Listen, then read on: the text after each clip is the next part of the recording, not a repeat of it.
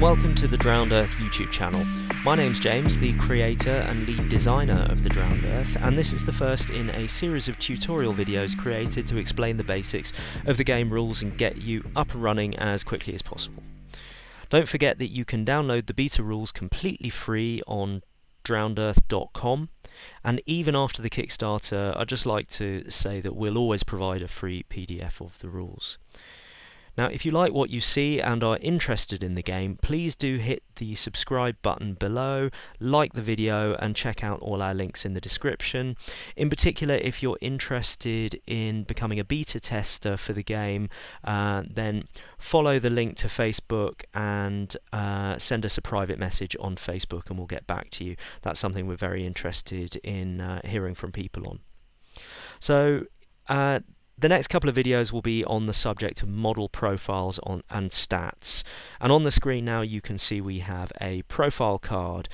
So these will be available to download, but one of the early stretch goals of our April 2017 Kickstarter campaign will be to provide printed versions of these profile cards with each miniature. So in this first video we'll be looking at the top left hand side of the card, the information here, and then the bottom right hand, the information here. In order to keep the videos short and sweet, we're breaking up the card and we'll handle a few topics at a time. So let's get started. The first thing we can see at the top left is the name, in this case a character name. It's purely informational, but below that we have what's known as the class role, which is basically a job description. Every model in every crew will have a specific job description, and sometimes these job descriptions will be referred to in the rules. So a model of a particular type, all leaders, for example. And more specifically, in some of the scenarios you'll find there are specific situations where a model of a particular class role can perform a job more easily than any other model. Then Nyx is a character, so that's quite obvious. She's unique. You can't take more than one of her, and when you are list building, there is a certain points allocation set aside for different model types. So Nyx's model type is character.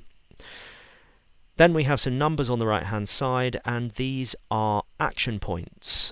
So the Drowned Earth is what's known as an alternate activation miniatures game. What that means is that I will nominate and activate a model, and once I have finished with that model's activation, I hand over to my opponent, who then activates one model, and we go backwards and forwards until all the models of both of our crews have been activated.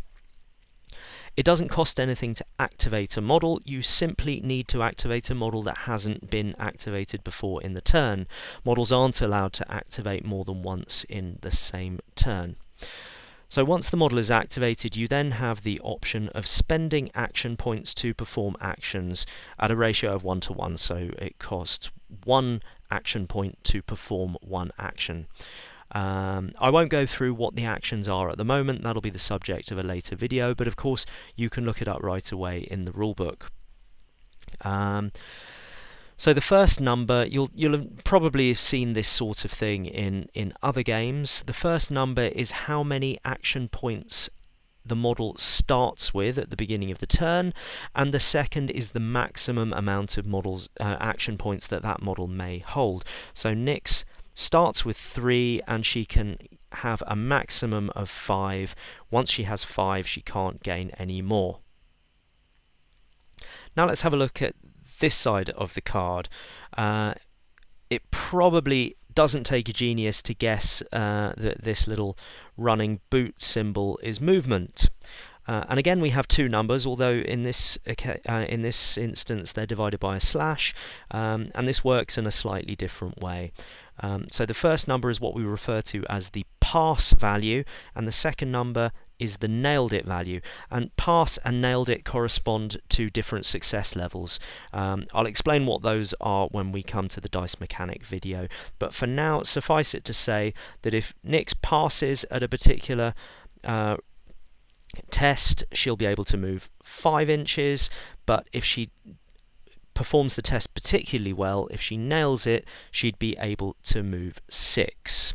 In actual fact, if you're just running along, I'll explain this in more detail when we come to movement, but if you're just running along normal ground, you always nail it and you don't need to roll the dice, because you've got heroes, they don't need to roll the dice just to run along the street.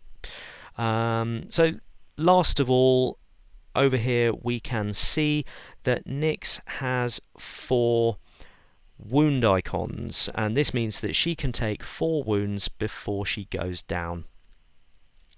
So that's it for this video, guys. In the next video we will be looking at the attributes, that's these numbers here. Please do, as I've said before, like, share and subscribe the video. All of those things really do help us. Sharing on social media, dropping us a comment below, giving us feedback, all of these things really do help, and look out for the Kickstarter in April. Thanks, guys.